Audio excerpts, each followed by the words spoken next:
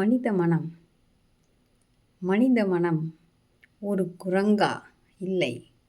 மனித மனம் ஒரு விலங்கா? இல்லை. அது ஒரு பூங்காவா? இல்லை.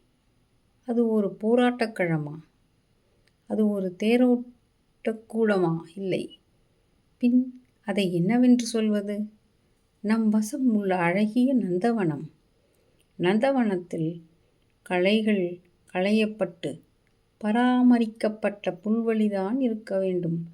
அன்பெனும் நறுமணம் கமழும் மலர்கள்தான் மலர வேண்டும். வேண்டாத காளான்கள் வெட்டி எறியப்பட்டு நன்மை பயக்கும் எண்ணங்களே நிறைய வேண்டும். மனம் நினைக்கும் வலிமைதான் நல்வாழ்வு தரும். இல்லையெனில் வாழ்ந்தும் பயனில்லாமல் போகும்.